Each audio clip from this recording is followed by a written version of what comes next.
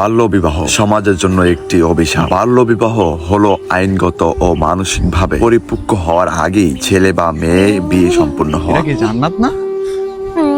হ্যাঁ, চল তো দেখে ওই কান্দে কেন? জান্নাত, জান্নাত কিরে কি হয়েছে? তুই কান্দস কি লেগে? আমার আব্বার অসুখ হয়েছে, আমি এখন বিয়ে করতে চাই না, আমি পড়ালেখা করতে চাই। আমাদের সমাজে একটি গুরুত্বপূর্ণ সামাজিক সমস্যা, যা শিশুদের শিক্ষা, স্বাস্থ্য ও স্বাভাবিক বিকাশকে বাধ্যগ্রস্ত করে দেওয়া। চল তোর বাপের কাছে যাবো। আমরা জান্নাত ওরূপে জরিনার বাবার কাছে আসলাম। কেন জরিনার বাবা জরিনাকে এত কম বয়সে বিয়ে দিতে চায়? কি জন্য খুঁজতে আছো? আমি তো এই জায়গায় কাজ করতেছি। রাস্তার পাশে দেখে এলাম আপনার মাইয়া জরি নাই ভুয়া কানতে আছে। তখন আর আমি জিজ্ঞেলাম যে তুই কান্দস কি আরে? ওইগুলো ওরে নাকি আপনি বিয়ে দিতেছেন এত কম বয়সে। মায়েরা পড়ালেখা করতে আছে, এখন ছোট বড় হয় নাই। এই বয়সে যদি আপনার মায়ের বিয়ে দেন, মায়েরার অবস্থা রইব কি আপনি বুঝতে পারছেন কিছু? এই কি করবো, ভালো একটা পাত্র পাইছি, না করতে পারিনি। আমাদের আর্থিক অবস্থা তো জানোই, ভালো সম্বন্ধ পেয়েছি, মায়ের লেখাপড়া করার ওই আর্থিক অবস্থা নাই। ভালো সম্বন্ধ পেয়েছি, না করতে পারিনি, এই জন্য রাজি হয়ে গেছি। ভাই করার কিছু নাই। কিও আক্তার মিয়া, এটা কি কইলেন? আমরা কি মরে গেছি? টাকা পয়সার অভাবে আপনার মেয়েরে বিয়ে দিতেছেন, টাকা পয়সার খরচ আমি বহন করব। বাল্য বিবাহ জানেন সরকারি আইন কত করা? মাদবর সাহেবের কথাটা কিন্তু রাখতে হয়েছে আক্তার ভাই। আপনার মায়েরা যদি এখন বিয়ে দেন, যে কোনো সময় বাসায় পুলিশ চলে আসবো। এই পুলিশ এলে কিন্তু আপনার পুলিশ মোকাবিলা করতে পারবেন না।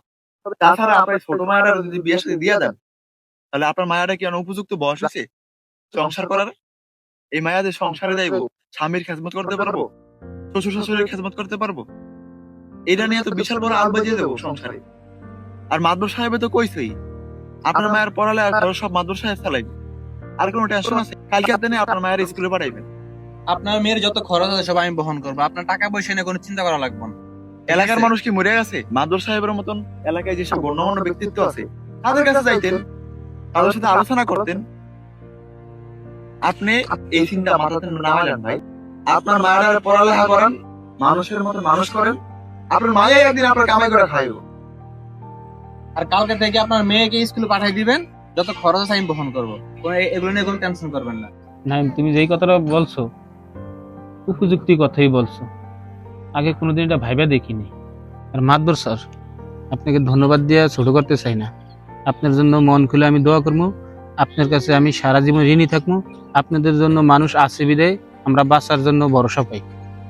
আক্তার মিয়া, আজ থেকে কোনো সমস্যা নাই, যা সমস্যা হবে আমাকে বলবেন। লন চা খাই। বাল্য বিবাহের ফলে কিশোরী মায়েদের মাতৃমৃত্যু ঝুঁকি বৃদ্ধি পায়, অপুষ্টি ও বিভিন্ন স্বাস্থ্য জটিলতা দেখা দেয়। অনেক মেয়ে পড়াশোনা বন্ধ করতে বাধ্য হয়, ফলে তাদের স্বপ্ন ও সম্ভাবনা নষ্ট হয়ে যায়। এছাড়া অল্প বয়সে সংসারের দায়িত্ব নেওয়ার কারণে মানসিক চাপ, শারীরিক সহিংসতা ও দরিদ্রের চক্র আরো গভীর হয়। বাল্য বিবাহ প্রতিরোধে পরিবার, সমাজ, শিক্ষা প্রতিষ্ঠান ও সরকারের সম্মিলিত উদ্যোগ প্রয়োজন। শিশুদের শিক্ষার সুযোগ নিশ্চিত করা, আইন কঠোরভাবে প্রয়োগ করা এবং জনসচেতনতা বৃদ্ধি করা অত্যন্ত জরুরি। আসুন আমরা সবাই মিলে বাল্য বিবাহকে না বলি এবং প্রতিটি শিশুর নিরাপদ, সুন্দর ও স্বপ্নময় ভবিষ্যৎ গড়ে তুলতে কাজ করি।